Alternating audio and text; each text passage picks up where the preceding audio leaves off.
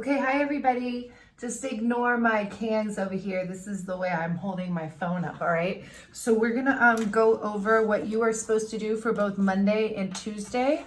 And remember that when you are using this YouTube video to help you get your work done, that you can always pause it, okay? And you can zoom in too.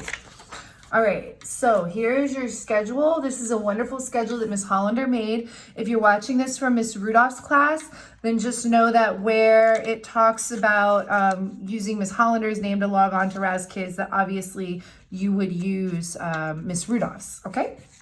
All right, so today is Monday. It's April 20th.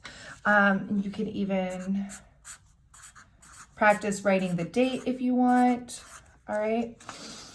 Okay, so the first thing that you are going to be practicing is working with phonics and using consonants plus LE, the syllable LE. So it says, and one of you guys read this out this morning, when a word ends in LE, the consonant before it plus the letters LE form the last syllable. This is called consonant plus LE syllable.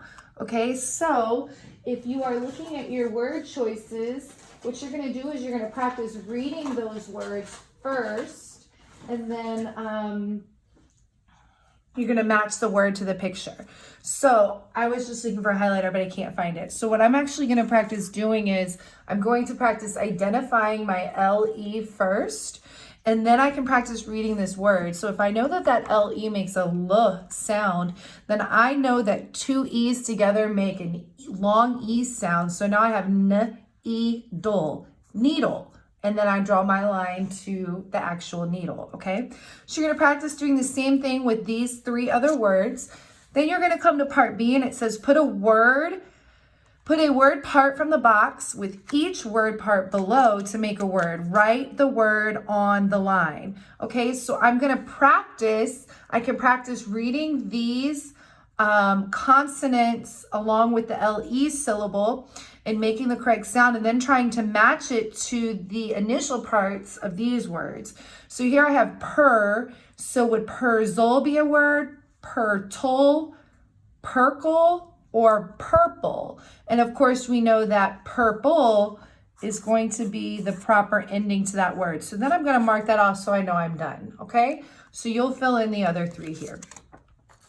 Okay, now you're going to practice common and proper nouns. Miss Hollander's class hasn't done this yet. Miss Rudolph's class already had practiced common and proper nouns, but it's great to continue to practice. So one of our students read this top part out to us, which was wonderful. If you have a highlighter, highlight all of these bold-faced areas, and tomorrow I will bring a highlighter as well to model for you. But a common noun tells us what a thing is, whereas a proper noun tells us a thing's name. So the proper nouns are always going to have capital letters with it, okay? That's an easy way to figure out what a proper noun is. They're always going to be capitalized. So a common noun would be boy, but a proper noun would be actually naming the boy, Tony Prada. Common noun would be school, but a proper noun would be naming the actual school, Hill Elementary, or we could say our school name, Eldridge Elementary School. Common noun would be city, proper noun would be Lexington, that's a city, or we could say our city, which is Hayward. And then just like we said right here, it says right there, a proper noun begins with a capital letter. Sometimes it can be more than one word. So in A, it says underline the common noun in each sentence. The class is busy writing. So the common noun, because it tells what a thing is class, all right? And number two, we practice this one as well. The teacher likes to help. So what is the thing? The thing is the teacher, okay? So we underline teacher, and I'm gonna do one more with you as an example. Number three, the girl is reading quietly. So what is your noun? It is girl, okay? Even if you wanted to take it further, you could change these into proper nouns. So the teacher likes to help. If we want to change that common noun to a proper noun, we could write Miss Rudolph likes to help. The girl is reading quietly, so we might change girl to Yarly is reading quietly, okay? So now we have some proper nouns over here. That just takes this lesson to the next level. All right, now let's do an example here. It says, we stopped at Jefferson Library. And remember, oh, what is a proper noun? I might have to come over here and look up. It names the actual thing. So we stopped at Jefferson Library. So Jefferson Library would be our proper noun. So you're going to do the same thing for 2 through 6, okay?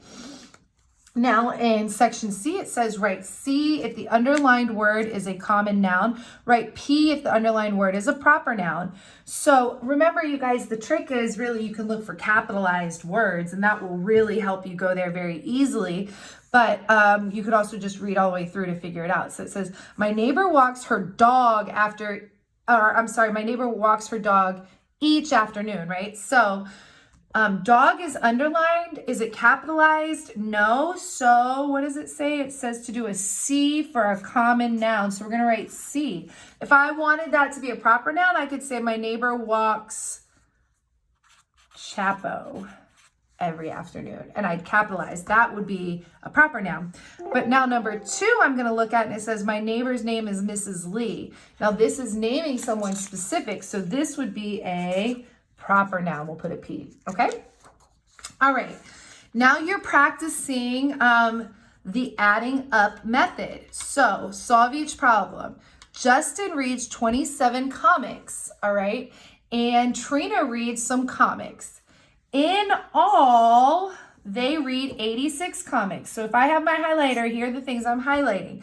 How many does Trina read? So we need to know that we're doing Justin, who has 27 comics, plus Trina, we don't know, that's the unknown number, right? Has some number of comics. And we know that in all, they both have 86 comics, okay? So what you're gonna do is you're gonna take your sum of 86 and you're gonna subtract what Justin has, and that's gonna give you what Trina has right there, okay? And actually we worked this out today on Zoom, so we know it's 59.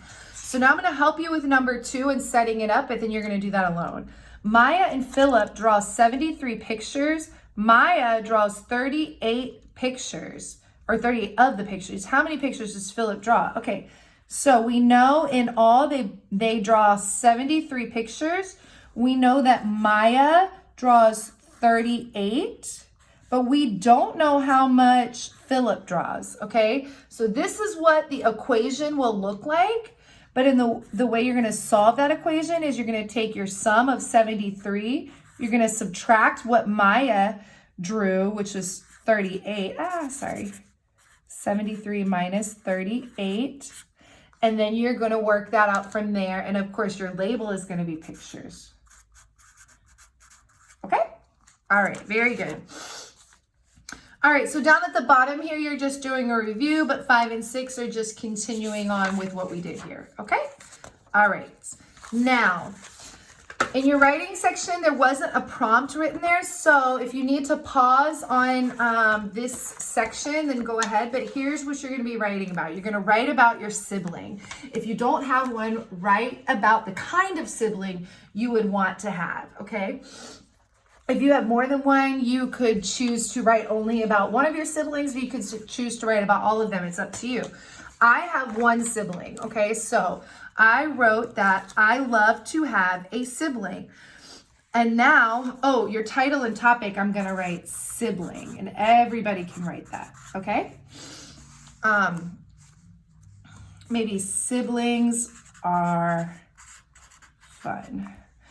All right, so my main idea is I love to have a sibling.